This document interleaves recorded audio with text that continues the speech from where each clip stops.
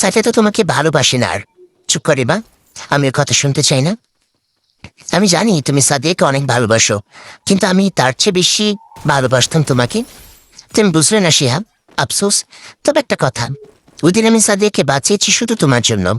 আমার ভালোবাসা সে, তার কিছু হলে তোমার অনেক কষ্ট হতো, তাই বাঁচিয়েছে। বিশ্বাস করো, আমি প্রতিশোধ নিতে ফিরে আসিনি, আমার হৃদয়টাকে একটু তৃপ্তি দিতে ফিরে এসেছি। কাঁদতে কাঁদতে বা অদৃশ্য হয়ে গেল। তার কান্নার আওয়াজটা ধীরে ধীরে দূরে মিলে যেতে লাগলো। আর সে সেখানে বসে পড়ল মাথায় হাত দিয়ে। চোখের সামনে সেই ভ্যাম্পায়ারের লাশটা পড়ে আছে। সেদিকে তাকিয়ে সে ভাবতে লাগলো, খুব বড় ভুল করে ফেলেছিল সে তখন। অশরীরী ইভা আর কান্নাজড়িত কথাগুলো শিহাবের কানে বাজতে লাগলো। এবার ভালোবাসাকে অবহেলা করাটা ঠিক তার জীবনের শ্রেষ্ঠ ভুল। সেদিন যদি সে সাদিয়াকে ভালো না বেশি ইবাকে ভালোবাসত, তাহলে ইবাকে মরতে হতো না, আর আজ তাকে এত কষ্ট পেতে হতো না। আর ভাবতে পারল না সে। মাথাটা আবারও ঝিমঝিম করতে লাগলো। মৃত ভ্যাম্পায়ারটার দিকে এক দৃষ্টিতে তাকিয়ে থাকলো সে। অজান্তে চোখের কোণ থেকে অনেকগুলো অশ্রুকণা গড়িয়ে পড়ল তার। সকালে কিচেনে তার খাবার রেডি দেখে চারিদিকে ইভাকে খুঁজল শিহাব, কিন্তু দেখতে পেল না। চুপচাপ খাবার খেয়ে বেরিয়ে পড়ল সে। সাদিয়ার সাথে দেখা করতে হবে আজ। পার্কে বসে আছে শরীফ আর সাদিয়া। তাদের দিকে শিহাবকে এগিয়ে আসতে দেখে দুজনে উঠে দাঁড়ালো। শিহাব এসে সাদিয়ার মুখোমুখি দাঁড়ালো। সাদিয়া জিজ্ঞাসা করলো, তুমি কেন এসছো এখানে? সাদিয়া, তোমার সাথে কথা আছে, একটু আড়ালে চলো। যা বলার এখানে বলো। সাদিয়া, তুমি এমন করছো কেন? আমি কি দোষ করলাম? তুমি তো আমাকে ভালোবাসতে। না, আমি ভালোবাসতাম না। আমি কেবল ইভার কাছ থেকে তোমাকে ছিনিয়ে নিয়েছি। আমাকে হিংসা করতাম। যখন দেখতাম সে তোমার প্রতি দুর্বল, তখন আমি তোমাকে আমার করার চিন্তা ভাবনা করলাম, এবং আমি সফল হয়েছি। ছি সাদিয়াছি, এই ছিল তোমার মনে। তোমার কারণে এবার মতো নিষ্পাপ মেয়ে পৃথিবী থেকে বিদায় নিল। তখন যদি বুঝতাম তোমার মনে এই ছিল, তবে কখনো ভালোবাসতাম না। তবে এখন কেন পড়ে আছো আমার কাছে? এখন যে তোমাকে খুব বেশি ভালোবেসে ফেলেছি আমি। তার কথা শেষ না হতেই কয়েকজন গুন্ডা টাইপের লোক এসে শিহাবকে মারতে লাগলো। সম্ভবত শরীফ চৌধুরীর ভাড়া করা লোক তারা। সাদিয়ার সাথে শিহাব কথা বলার সময় শরীফ ওদেরকে মেসেজ করে দেয়। ওরা এসে শিহাবকে এলো পাথরে মারতে লাগলো। কতক্ষণ মার সহ্য করতে পারে একটা মানুষ? বেচারা শিহাব অনেক মার খেয়ে অবশেষে সেখানেই লুটিয়ে পড়ল। পার্কের সবাই কেবল দর্শকের ভূমিকা পালন করছিল, সাহায্যের হাত কেউ বাড়ালো না। ওরা মার দিয়ে চলে যাওয়ার পর কয়েকজন এসে শিহাবকে হাসপাতালে নিয়ে গেল। পরের দিন একটা ভয়াবহ ঘটনা ঘটল শহরে। যারা যারা শিহাবকে মেরেছিল তাদের কেউ জীবিত রইল না। সবাইকে পার্কে মৃত অবস্থায় পাওয়া গেল। কেউ তাদেরকে মেরে এমন অবস্থা করেছে যে চেহারা দেখে পরিচয় জানা সম্ভব হলো না। অবশেষে ডিএনএ টেস্ট করে পরিচয় জানতে হলো। পা থেকে মাথা পর্যন্ত সবার ভয়াবহ অবস্থা। কেউ তাদেরকে মেরে সেখানে পিস পিস করে রেখে দিয়েছে। একজনের শরীরের টুকরোর সাথে আরেকজনের শরীরের টুকরো মিশে গেছে, আর তাদের রক্তের বন্যায় শরীরের টুকরো টুকরো অংশগুলো একাকার হয়ে পড়ে আছে। দেখলে গা শিউরে ওঠেন। ধীরে ধীরে সুস্থ হয়ে সে হাসপাতাল থেকে বাসায় ফিরে আসলো। শুনেছে সে আজ সাদিয়ার বিয়ে। কি করবে সে? যে বাধা দেবে সে কি পারবে, নাকি আবারও মার খেয়ে হাসপাতালে পড়ে থাকতে হবে? তবুও চেষ্টা তো করতে পারে সে। তার ভালোবাসার মানুষ এভাবে হারিয়ে যেতে পারে না। শিহাব পৌঁছাবার আগেই সাদিয়ার বিয়ে হয়ে গেল। সে চোখের সামনে দেখলো তার ভালোবাসার মানুষটি অন্যজনে হয়ে গেল। এর চেয়ে কষ্টের আর কি হতে পারে? সে থাকবে না আর এই শহরে। এখানে থাকলে সে দম বন্ধে মারা যাবে। স্মৃতিগুলো তাকে শান্তিতে থাকতে দেবে না। সবকিছু গুছিয়ে নিল শিহাব। তারপর বাসা থেকে বের হলো। শেষবারের মতো দেখে নিল প্রিয় রুমটাকে। আর কখন আসবে না সেই শহরে। শহরের চারিদিকে একবার চোখ বোলালো শহরটাকে। তার দ্রুত মরুভূমি মনে হলো। শূন্যতা যেন গ্রাস করে ফেলেছে শহরটাকে। তারপর জমে থাকা চাপা নিঃশ্বাসটা বাতাসে ছেড়ে দিয়ে হাঁটতে লাগলো শিহাব বাস স্ট্যান্ডের দিকে। বাসরাত। শরীফ এবং সাদিয়া বসে আছে ফুলশয্যার নিচে। একটু পর হয়তো দুজন মধুর মিলনে আবদ্ধ হবে। হঠাৎ ঠক ঠক ঠক ঠক কে যেন দরজায় নাড়া দিল। উফ, এই মহেন্দ্রক্ষণে কে আমার বিরক্ত করতে এলো? এক প্রকার বিরক্তি নিয়ে শরীফ দরজা খুলল। সাথে সাথে চমকে উঠল। ভয় পিছু হাঁটতে লাগলো। ভয়ঙ্কর চেহারা নিয়ে বা তার দিকে এগিয়ে আসতে লাগলো। ফুলশয্যা থেকে সাদিয়া নেমে এসে স্বামীকে আড়াল করলো। দোহাত চোর করে বলল, প্লিজ এবা, আমাদের কোনো ক্ষতি করিস না তুই। এবার সাদিয়াকে সরিয়ে দিল সামনে থেকে। ভয়ঙ্কর রূপে এগিয়ে যেতে লাগলো শরীফের দিকে। সাদিয়া চিৎকার করলো, এবার প্লিজ বাসরত আমাকে বিধবা করিস না। এবার ভয়ঙ্কর কণ্ঠ পড়ল, ওরে পাপিষ্টা, তোকে যদি সে ভালো না বাসতে তবে তোকেও বাঁচিয়ে রাখতাম না। বলে আর অপেক্ষা করল না। সে তার লম্বা লম্বা খড়ের মতো নখগুলো বের করে শরীফের সারা শরীরে আঘাত করল। সাদিয়া দেখল তার সদ্য বিবাহিত স্বামী চটফট করতে করতে মারা যাচ্ছে। তারা সারা শরীর থেকে রক্তস্রোত বয়ে যাচ্ছে। কি ভয়াবহ দৃশ্য! একটা অশরীরে এসে তারই চোখের সামনে তাকে স্বামীকে এমন যন্ত্রণা দিয়ে মারল। শরীফের ডেড বডিটা বুকে নিয়ে এবার নাম ধরে চিৎকার করে উঠল। প্রত্যুত্তর এবার শুধু একটা অদৃশ্য সিনই মনে পড়ল। সেটা একটা হাসি শোনা গেল। হাসিটা ধীরে ধীরে দূরে মিলে যেতে লাগলো। আরেক অশরীরী সে গ্রামে ফিরে এসে একদম অস্বাভাবিক জীবন কাটাতে লাগলো। সাদেকে হারিয়ে যেন সে জীবনের সর্বস্ব হারিয়ে ফেলেছে। কারোর সাথে মিশে না, কথা বলে না, সারাক্ষণ রুমের ভিতরে দরজা বন্ধ করে বসে থাকে। কিন্তু গভীর রাতে তাকে একা একা কথা বলতে শোনা যায়। সবাই ভাবলো সে বুঝি পাগল হয়ে গেছে। রুমের ভেতর সে একা কার সাথে কথা বলে। তার বাবা মা চিন্তায় পড়ে গেল। শিয়াবকে জিজ্ঞাসা করলেও সে কিচ্ছু বলে না। তারা শিয়াবকে ডাক্তারের কাছে নিয়ে যেতে চাইলেও সে রাজি হয় না। গভীর রাত, শিয়াব জেগে উঠল। তারপর ডাক দিল, ইভা। অদৃশ্য প্রত্যুত্তর শোনা গেল, আহলে কেন? সামনে এসো। আসবো? আসো। চমকবে না তো? কেন? আজ আমি সেজেছি তাই, তোমার জন্য। অশরীরীরাও সাজে নাকি? দেখি সামনে আসো তো। যা, আমার লজ্জা করে। আরে অশরীরীরাও কি লজ্জা পায় তবে? জানি না, তবে এই মুহূর্তে লজ্জা লাগছে। ইস, আসো দেখি সামনে। এবার হঠাৎ দৃশ্যমান হলো। সত্যি তো, সে অনেক সেজেছে আজ। অপূর্ব লাগছে তাকে, যেন এক অশরীরী পরি। এবার নিচের দিকে তাকিয়ে আছে, তাকাতে পারছে না শিয়াবের দিকে। ইস, কি লজ্জা! শিয়াব ডাক দিল, কি? ভালোবাসি তোমাকে। এখন বলে কি হবে? বেঁচে থাকতে তো পাত্তা দিলা না। বুঝনি তো তখন সাদিয়ার মিথ্যে প্রেমের মোহে পড়েছিলাম। এখন ভালোবাসলে কেন? আমাদের তো কখনো মিলন হবে না। আচ্ছা, আমি যদি মরে যাই? শিয়াবের কথা শেষ করতে দিল না, তার মুখে হাত দিয়ে বা বলল, চুপ করো। এত তাড়াতাড়ি মরবে না তুমি। তোমাকে নিয়ে তোমার বাবা মার অনেক স্বপ্ন। ওদের স্বপ্ন ভেঙে দিয়ে কোথাও যাবে তুমি। কিন্তু কোনো কিন্তু না, তাও থেকে তুমি স্বাভাবিক জীবনযাপন করবে, ঠিক আছে? ঘুমে পড়ে বা আদেশের সুরে বললি বা পাশে শুবে তুমি। না, কেন? আমি তো আমার বুকে শুভ। আসো। তারপর সে অশরীরী ইভাকে বুকে নিয়ে কাটালো তার জীবনের শ্রেষ্ঠ একটা রাত। পরদিন থেকে শিহাব স্বাভাবিক জীবনযাপন করার চেষ্টা করল। সবার সাথে মিশে কথা বলে, হাসি ঠাট্টা করে। তবে অপেক্ষা করে কবে দিন ফুরিয়ে রাত আসবে, কবে দেখা হবে ইবার সাথে। কারণ আত্মারা দিনের বেলায় দৃশ্যমান হতে পারে না। অবশেষে আসি সেই কাঙ্ক্ষিত রাত। শিহাব ডাক দিল, ইভা, সামনে আসে। এবার সামনে এলো। আজও সে সেজেছে গত রাতের মতো। এত কার জন্য সাজ? তোমার জন্য। তাই? চলো আজ বাইরে ঘুরতে যাই। চলো। চাঁদের আলোয় দুজনে হাঁটতে লাগলো, দুজনের হাত ধরে। হঠাৎ ইভা থমকে দাঁড়ালো। শিহাব জিজ্ঞাসা করলো, কি হলো মা, এভাবে থমকে দাঁড়ালে যে? শিহাব, তোমাদের এলাকায় কি কোনো অস্বাভাবিক ঘটনা ঘটে? মাঝে মধ্যে এলাকার একটা কুয়া থেকে মহিলারা পানি আনতে গেলে কুয়াতে পড়ে মারা যায়। প্রথমত আমরা ভাবতাম হয়তো অসচেতনতার কারণে পড়ে যায়, কিন্তু গ্রামের অনেক মহিলা কুয়াতে পড়ে মারা যাবার পর এটাকে আর স্বাভাবিক ঘটনা বলে মনে করে না কেউ। এটা কোনো স্বাভাবিক ঘটনা না। আমি আমার মতো অন্য একটা অশরীরী অস্তিত্ব অনুভব করছি এখানে। মানে মানে তোমাদের এলাকায় আমি ছাড়া আর একটা অশরীরী থাকে।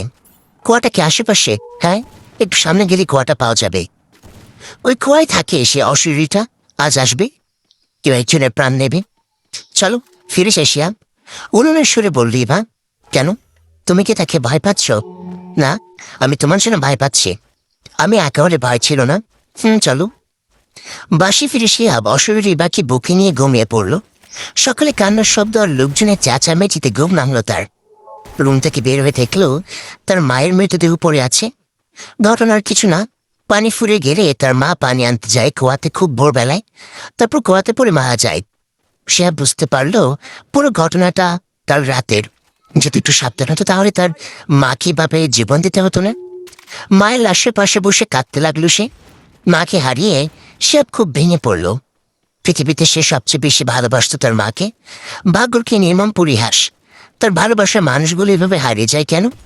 সারাদিন খুব কষ্টে কাটল শিহাবের। রাতে ইবা আসার পর একটু স্বস্তি পেল। ইবা জিজ্ঞাসা করলো, মন খারাপ? ইবা, আমার জীবনটা কেন এমন বলতে পারো? চোখে কোণে জলকোনা দেখা দিল শিহাবে। ইবা তা মুছে দিয়ে বলল, মন খারাপ করো না শিহাব।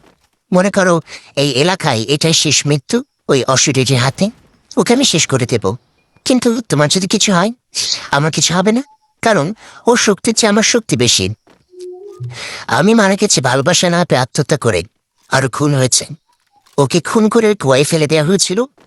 ওদের শক্তির চেয়ে আমাদের শক্তি বেশি হয়। কিন্তু একটা সমস্যা আছে। কি সমস্যা? ওই কুয়ার ভিতরে যাওয়া আমার পক্ষে সম্ভব না। ওকে কুয়া থেকে বের করতে হবে। এটা কিভাবে করবে? আমি একটা উপায় বের করেছি। কি উপায়? আমি তোমার দেহের ভিতরে প্রবেশ করব, তারপরে কুয়াতে যাব। মানুষের অস্তিত্ব টের পেয়ে তখন এই অশরীরী কুয়া থেকে বের হয়ে আমাকে মারতে চাইবে। তারপর ওকে শেষ করব। সে বিভাকে বিশ্বাস করে, তাই আপত্তি করল না। এবার শিয়াবের দেহে প্রবেশ করল। এই মুহূর্তে শিয়াবের আর কোনো অস্তিত্ব নেই, কারণ একটি দেহে দুইটা আত্মা থাকতে পারে না। এবার আত্মা বের হয়ে গেলে তারপর শিয়াব স্বাভাবিক মানুষ হবে। শিয়াবের শরীর নিয়ে ইবা ওই কুয়ার পাশে গেল। মানুষের অস্তিত্ব বুঝতে পেরেই কুয়া থেকে বের হলো আরেক অশরীরী। ভয়ঙ্কর তার চেহারা, ভয়ঙ্কর গর্জন করতে লাগলো সে। ইবা তাকে বলল, দাঁড়াও তয়া, আমি ইবা। আমি শিহাবের দেহ থেকে তার আত্মাকে আলাদা করে দিয়েছি। এখন তাকে আমি আপন করে পাবো। অশরীরতা বলল, এই কাজটা তুমি এত সহজে কিভাবে করলে? কারণ ও আমাকে খুব বেশি বিশ্বাস করতে শুরু করেছিল। তুমি তো ওকে অনেক আগেই মেরে ফেলে ওকে তোমার কাছে নিয়ে আসতে পারতে, তা করলে না কেন? আমি তাকে কষ্ট দিতে চাইনি, ভালোবাসি কিনা তাকে। যাই হোক, এবার তোমার প্রতিশোধ নেওয়ার পালা। তোমাকে যে খুন করে এই কুয়াতে ফেলে দিয়েছিল তাকে এবার শেষ করতে হবে। এবার কথা শেষ হতে না হতেই দুই অশরীরী মিলে অট্টহাসিতে হাসতে লাগলো। তাদের এই হাসিতে আকাশে বাতাসে কম্পন সৃষ্টি হলো। গ্রামের একদম শেষ মাথায় একটা দুইতলা বিল্ডিং আছে। স্যার তারেক এর বাড়ি এটা। আকাশে চাকর বাকর নিয়ে থাকে এই বাড়িতে। বিয়ে করেনি এখনো, তবে সারাক্ষণ মেয়ে মানুষ নিয়ে মত্ত থাকে। জীবনে দুটো নেশা তার, মেয়ে মানুষের মদ। আজ সে গভীর রাতে মদ খেয়ে বাসায় ফিরেছিল। দিনটা আজ তার খারাপ হয়ে গেছে, কারণ মেয়ে মানুষের সংস্পর্শে যেতে পারেনি সে আজ। হঠাৎ একটা মেয়ে মানুষ তাকে বাসার সামনে কাঁদতে দেখে থমকে দাঁড়ায়। এই জন্য মেঘনা চাইতে বৃষ্টি। সেও তারেক ধীর পায়ে মেয়েটির কাছে গেল। কি অপূর্ব এক মেয়ে! কি ব্যাপার, তুমি কাঁদছো কেন? সে জিজ্ঞাসা করলো মেয়েটিকে। আমাকে একটা লোক তাড়া করেছে, আমি এদিক ওদিক পালিয়ে আসি। মেয়েটি জবাব দিল, কি এত বড় সাহসকার? আমার এলাকায় আমার চেয়ে বড় শয়তানকে? চলো দেখি, আসুন আমার সাথে। দুজন হাঁটতে লাগলো। অনেকক্ষণ হাঁটার পর তারেক জিজ্ঞাসা করল, আর কত দূর? এই তো সামনে একটা কুয়া, ওখানে ছিল সে। আচ্ছা চলো। কুয়ার পাশে এলো দুজনে। কুয়ার দিকে তাকাতে চমকে উঠল তারেক। কুয়া থেকে উঠে আসছে তয়া, যাকে সে কয়েক বছর আগে ইজ্জত লুটে খুন করে এই কুয়াতে ফেলে দিয়েছিল। ভয় পেয়ে দৌড় দিতে চাইল সে। এই লোকের সাথে ধাক্কা খেল সে। যে মেয়েটার সাথে এসেছে সে মেয়েটাও কোথাও দেখতে পেল না সে। দাঁড়িয়ে থাকা লোকটাকে সে বলল, ভাই আমাকে বাঁচাও অশরীরের হাত থেকে। মেয়েলি কণ্ঠে লোকটা বলল, তোকে তো বাঁচাবো বলে এখানে নিয়ে আসিনি, তোকে মারবো বলে নিয়ে এসেছি। আমি নিজে অশরীরী। এবার তয়া একসাথে হাহা করে হাসতে লাগলো। তারপর তারেককে ধরে খুন করলো দুজনে। গোয়াতে ফেলে দিল তার লাশ। আবার অট্টহাসি হেসে উঠল দুজন। একটু পরে মা হাসি থামিয়ে তয়াকে জিজ্ঞাসা করল, তয়া তোমাকে কোথায় কবর দেওয়া হয়েছিল দেখাবে? দেখবে, চলো। কিন্তু একটা কথা, আমি কবরের কাছে যেতে পারবো না। কাছে গেলেই আমি আমার সব শক্তি হারাবো।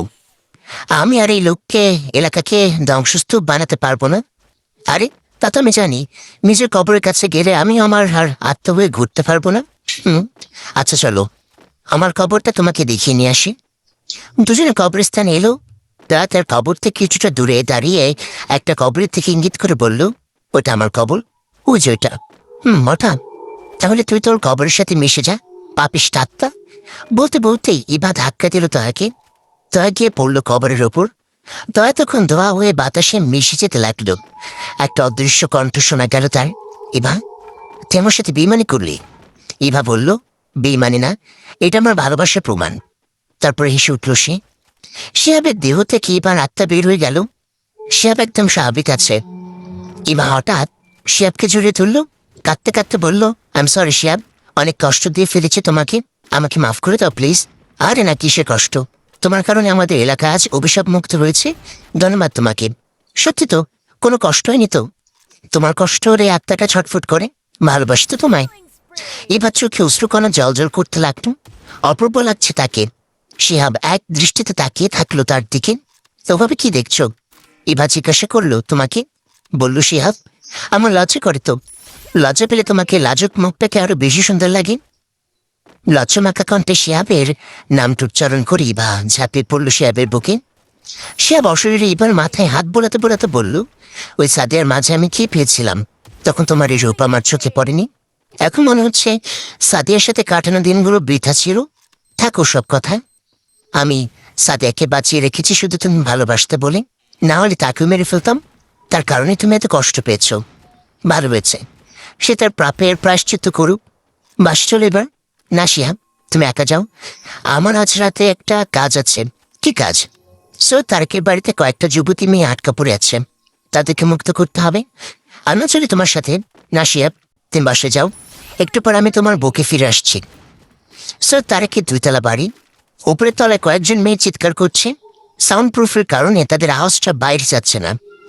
তাদেরকে পাহারা দিচ্ছে বাড়ির দারোয়ান আর 2জন কাজের লোক। বাড়ির কর্তাকে এত রাতেও ফিরে আসতে না দেখে 3জন মিলে সিদ্ধান্ত নিল কর্তার ভাগে ভাগ বসাবে। 3জন একসাথে ঢুকলো সাউন্ড প্রুফ রুমে, দরজা বন্ধ করে দিল। তারপর 3জনে 3টা মেয়েকে আক্রমণ করলো তাদের কামনা মেটাতে। মেয়েগুলো চিৎকার শুরু করলো, কিন্তু তাদের চিৎকারে কেউ সাড়া দিল না। তাদের চিৎকার রুমের ভেতরে আটকে আছে। হঠাৎ দারোয়ানের আত্মচিৎকার শোনা গেল। কাছে লোক দুটো ভয় পেয়ে জিজ্ঞাসা করলো, কি হলো ভাই, এভাবে আর্তনাদ করে উঠলে কেন? দারোয়ান কোনো উত্তর দিল না। সে চিৎকার করতে লাগলো, আর তার বুকটা চিরে 2 ভাগ হয়ে যাচ্ছে আপনা আপনি। পেট থেকে নাড়িভুড়ি বের হয়ে যাচ্ছে। কাজের লোক দুটি তা দেখে ভয় পেয়ে গেল। হঠাৎ ইবা ভয়ঙ্কর রূপ উদয় হলো তাদের সামনে। কাজের লোক দুটি পালাতে চাইল। ইবা তাদেরকে ধরে তার 2 হাতের লম্বা লম্বা নখগুলো দুজনের পেটে ঢুকিয়ে তাদেরও নাড়িভুড়ি বের করে আনলো। দুজনে ছটফট করতে করতে মারা গেল। দারোয়ানটা তাদের আগিয়ে মারা গেছে। তারপর ইবা ভয়ঙ্কর রূপ ছেড়ে মেয়েগুলোর সামনে গেল। মেয়েগুলো তখন ভয় কাঁপতেছিল। ইবা তাদেরকে বলল, ভয় নেই, আমি তোমাদের কোনো ক্ষতি করব না। মেয়েগুলো কাঁপতে কাঁপতে বলল, কিন্তু তুমি কে? আমি আমি একসময় মানুষ ছিলাম, কিন্তু এখন অশরীরী। ভালো মানুষদের ক্ষতি করি না আমি। তোমার এখন মুক্ত, চলে যাও তোমরা এখানে থেকে। বলতে বলতে ইবা অদৃশ্য হয়ে গেল। শুয়ে অপেক্ষা করতে লাগলো শিহাব ইবার জন্য। হঠাৎ ইবাকে তার বুকে দেখে চমকে উঠল সে। ইবা দুষ্টুমি মাখা হাসি দিয়ে বলল, কি ভয় পেলে নাকি?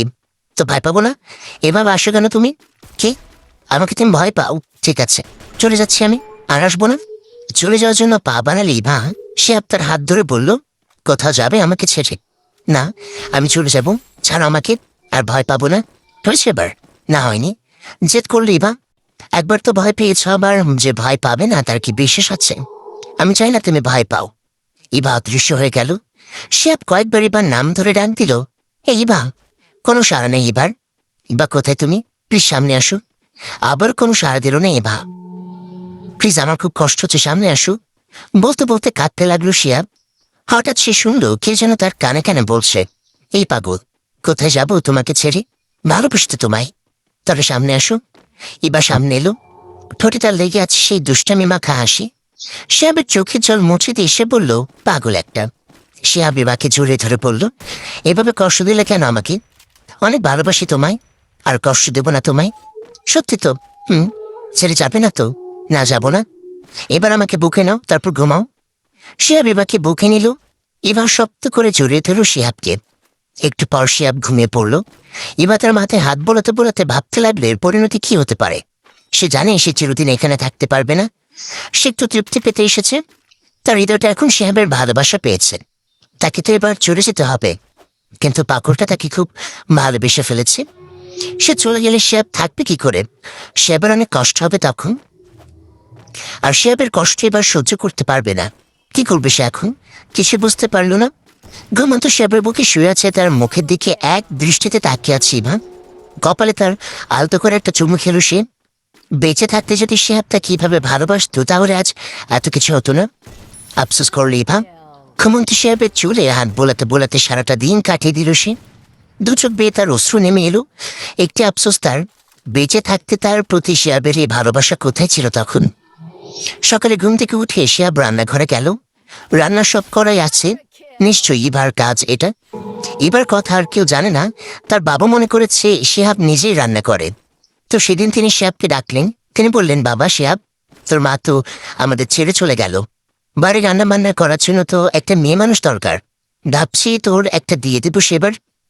শিহাব মাথা নিচু করে বলল, বাবা আমার এখন বিয়ের করার ইচ্ছে নেই, তুমি আমাকে মাফ করে দাও প্লিজ। কেন বিয়ে করার ইচ্ছে নেই? দেখ আমিও হার্টের রোগী, যে কোনো মুহূর্তে তোর মায়ের কাছে চলে যেতে পারে, তাই বলছিলাম। সে বাবাকে বাধা দিয়ে বলল, ও কথা বলো না বাবা, সবকিছু হারিয়ে ফেলেছি আমি, তোমাকেও হারাতে চাই না। সে হাঁটু গেড়ে বসে তার বাবার কোলে মাথা রাখলো। বাবা তার মাথায় হাত বোলাতে লাগলো। কতদিন তিনি তার ছেলের মাথায় হাত বোলাননি। সে ছোট্ট থাকতে ছেলেকে কাঁধে নিয়ে ঘুরতেন তিনি। তারপর ছেলে বড় হওয়ার সাথে সাথে তাতে সম্পর্কের মাঝেও দূরত্ব হতে লাগলো। সে ছোট্ট ছেলেটি তার কত বড় হয়েছে, কতদিন ভালো করে খেয়াল করেনি তিনি তার এই ছেলেকে। আজ কাছে পেয়ে ইচ্ছে করছে পৃথিবীর সব আদর ছেলেকে দিয়ে দিতে। মাকে হারিয়ে বড্ড একা হয়ে গেছে ছেলেটা। মার কথা মনে পড়তেছে শিহাব? হ্যাঁ বাবা, খুব মনে পড়ছে। আচ্ছা বাবা, বলতে পারো আমরা ভালোবাসার জিনিসগুলো কেন এভাবে হারিয়ে যাই? আমি কোনো কিছু আঁকড়ে ধরে রাখতে পারি না বাবা। তুই একটা বিয়ে কর, দেখবি সব ঠিক হয়ে যাবে। তোর বউ তোর অসুস্থ বাবাকে দেখে রাখতে পারবে। বাবার মুখের দিকে তাকালো শিহাব। বড্ড মায়া হলো তার। কেন জানি আজ খুব ইচ্ছে করছে তার বাবাকে জড়িয়ে ধরে ইচ্ছে মতো কান্না করতে। সে বাবাকে জড়িয়ে ধরল, তারপর চোখের পানি ছেড়ে দিয়ে বলল, হ্যাঁ বাবা, আমি বিয়ে করব, তুমি পাত্রী দেখো। শিহাব নিজের রুমে এসে সারাদিন মনমরা হয়ে বসে থাকলো একা একা। ইভানি সেদিনে আসি না, রাতে আসবে। আজ মায়ের কথা খুব মনে পড়ছে তার। মায়ের কবরে একবার যেতে হবে আজ। শিহাব রেডি হয়ে মায়ের কবরে যেতে তার রাত হয়ে যায়। পূর্ণিমা রাত, চারিদিকে স্পষ্ট দেখা যায়। কবরস্থানটা গ্রামের দক্ষিণ দিকের শেষ মাথায়। শিহাব কবরস্থানের গেট দিয়ে ঢুকে মায়ের কবরের দিকে এগিয়ে যেতে লাগলো। হঠাৎ চমকে উঠল সে। তার মায়ের কবর যে কে যেন ঝুঁকে আছে, দূর থেকে দেখতে মানুষ মনে হয়। শিহাব কাছে গিয়ে বলল, কে কে তুমি? ভয়ঙ্কর চেহারা নিয়ে একটা দানব তার দিকে ঘুরে দাঁড়ালো। স্বাভাবিক মানুষের চেয়ে অনেক বড় সে। দানবটা তাহাতে তার মায়ের লাশ। কবর থেকে তুলে দানবটা তার মায়ের লাশ অর্ধেক খেয়ে ফেলেছে। কি বিভৎস দৃশ্য! সে বিবার নাম ধরে চিৎকার করে উঠল। ইভা! কোনো সাড়া নেই এবার। দানবটা তার মায়ের লাশটা ফেলে দিয়ে তার দিকে এগিয়ে আসতে লাগলো। দানবটা তার লম্বা লম্বা হাত বাড়িয়ে দিল শিহাবকে ধরার জন্য। হঠাৎ একটা আলোর ঝিলিকে সে দানবটার চারপাশে ঘূর্ণির মতো ঘুরতে লাগলো। ভাবা চাকা খেয়ে গেল দানবটা। আলো ঝিলিকটা ওই দানবটাকে শূন্যে তুলে ফেললো। তারপর অনেক উপর থেকে ছেড়ে দিল। ধপ করে একটা শব্দ হলো। ওপর থেকে মাটিতে পড়লো দানবে বিশাল দেহ। শিহাব উপরের দিকে তাকালো, দেখলো উপর থেকে পরীর মতো নেমে আসছে ইভা। বাতাসে তার সাদা শাড়ির আঁচড় উঠতেছে। মাটিতে নেমে এলো ইভা। দানবটা উঠে দাঁড়ালো, যেন সেও দম্বার পাত্র নয়। অনেকক্ষণ চলল দানব আর অশরীরের যুদ্ধ।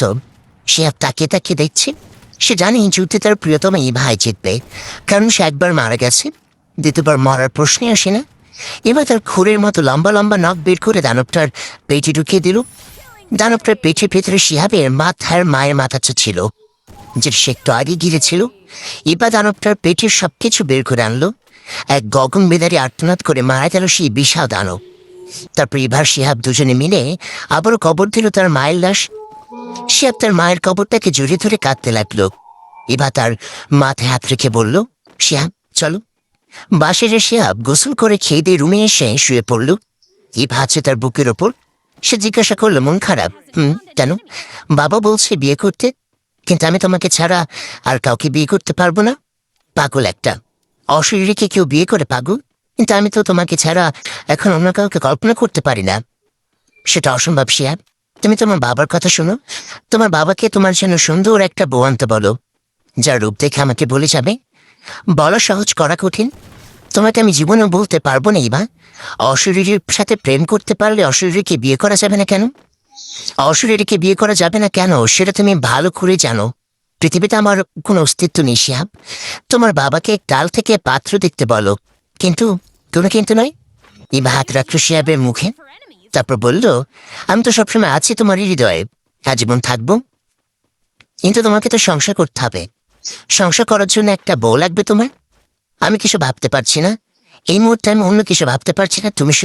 আমি শুধু তোমার ভালোবাসা পেতে চাই। তাই এই তো আমি তোমার বুকে শুয়ে আছি, তোমাকে শক্ত করে জড়িয়ে ধরলাম। আরো শক্ত করে জড়িয়ে ধরো। ব্যথা পাবে না তো? না, আমি তোমার সাথে মিশে যেতে চাই। পাগল। মিষ্টি একটা হেসে দিল ইভা। পাগল করে সে হাসি শিহাবের নাকে তার নাকটা ছুঁয়ে দিল সে। তারপর বলল, জান বেঁচে থাকতে স্বপ্ন দেখতাম। আসসালামু আলাইকুম গাইস, কেমন আছেন সবাই? আশা করি সকলে খুবই ভালো আছেন। তো পর্বটি কেমন লাগলো সেটি অবশ্যই কমেন্ট করে জানাবেন। আর পরবর্তী পর্ব পেতে হলে অবশ্যই বেশি বেশি করে লাইক এবং কমেন্ট করতে হবে, কারণ আপনাদের প্রতিটি লাইক এবং কমেন্ট আমাকে পরবর্তী ভিডিও বানাতে উৎসাহিত করে। আর প্রিয় ভালোবাসার মানুষেরা, আপনারা চাইলেই কিন্তু গল্পটি শেয়ার করে আপনার কিছু প্রিয় মানুষকে শোনার সুযোগ করে দিতে পারেন। তো আজকের মতো এ পর্যন্তই। ভালো থাকবেন, সুস্থ থাকবেন। আল্লাহ হাফেজ গাইস।